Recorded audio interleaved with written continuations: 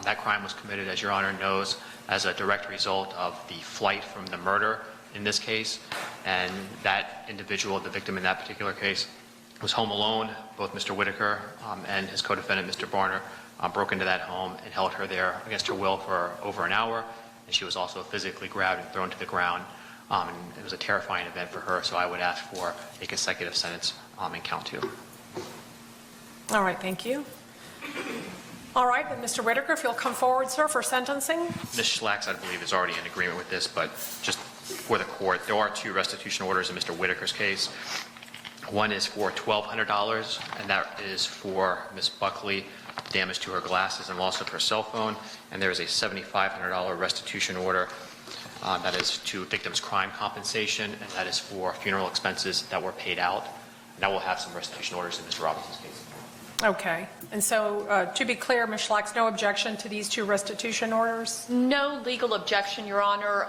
As to the second amount of the $7,500 of the funeral expenses, I assume it will be jointly and severally liable with not only Mr. Hakeem Robinson, but Mr. Dominique Barner, who has entered a plea in this case, admitting his involvement, as well as Abdul Robinson Sr.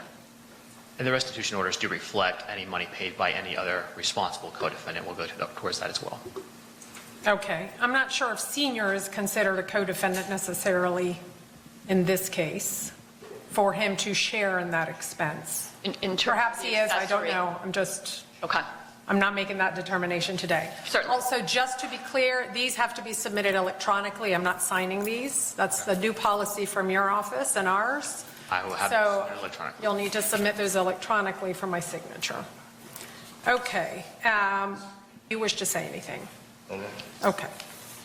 All right, then, Mr. Whitaker, of course, you sat through the trial, as did I, and on July 31, this jury did find you guilty both of count 1, murder in the first degree, and count 2, burglary with an assault and battery. A unanimous vote by the jury. And so today I will adjudicate you guilty of each of those 2 counts. And on count 1, the murder in the first degree, this court has no choice but to sentence you as required under the law to a mandatory term of life in prison without parole. You will get credit for 1,995 days already served. As to count 2, the burglary with assault or battery, that is a first-degree felony punishable up to life. And this court does find that what Ms. Buckley experienced and sustained merits a sentence of life in prison as to count 2. That will run concurrently with count 1 and with credit for 1,995 days already served. I will impose the mandatory felony court cost of $518, a $150 total appointed attorney's fee. A restitution order will be entered against you jointly and severally with your co-defendants as to $7,500 to the Victims' Crimes Compensation Trust Fund, $1,200 payable to Ms. Buckley,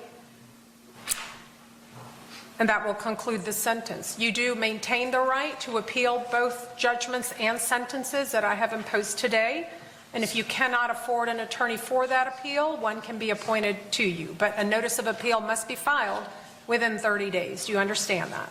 Yes. Okay. Is it? And Your Honor, we are prepared to file that today.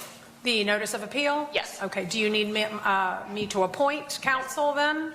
I would ask at this time. His family may elect other arrangements in the future, but I would ask for that at this time. Okay. Then I'll appoint, at this juncture, I have to start with the Office of the Public Defender for purposes of appeal. As I was in the courtroom today when Robinson and Whitaker found out they'll be spending the rest of their lives behind bars without parole. Now, both men declined to speak as the judge announced their sentences. His life was taken unjustly, and the ripple effect of the act that has forever changed his family, friends, and community. But it brings some kind of relief knowing that this individual will no longer have the power to take another life. Is there anything you wish to say? Okay. By unanimous verdict, and at this time this court will then adjudicate you guilty of that offense and sentence you to the only lawful sentence that this court can impose, and that is mandatory life in prison without the eligibility for parole. Jacksonville rapper Hakeem Robinson, also known as Ksoo, and his cousin Leroy Whitaker Jr. were sentenced Wednesday to life in prison without parole. for the 2020 killing of 23-year-old Charles McCormick Jr. According to the police, McCormick was shot on January 15, 2020, at Dames Point Plaza in Arlington. An off-duty officer witnessed the shooting and said the gunman stood over McCormick and fired a rifle before fleeing in a Nissan Altima. The officer pursued the car until it crashed. 3 people ran from the scene. Robinson and Whitaker were later arrested and charged with first-degree murder. A jury unanimously found Robinson guilty for first-degree murder on July 31st of this year. Family members of McCormick were in the courtroom, sharing their grief and sending a message to the community. We pray that this moment causes reflection, not only for those being sentenced, but for anyone listening. One reckless moment, one decision can destroy many lives, including your own. As a community, we must take a stand against music and messages that glorify real violence and the loss of innocent lives.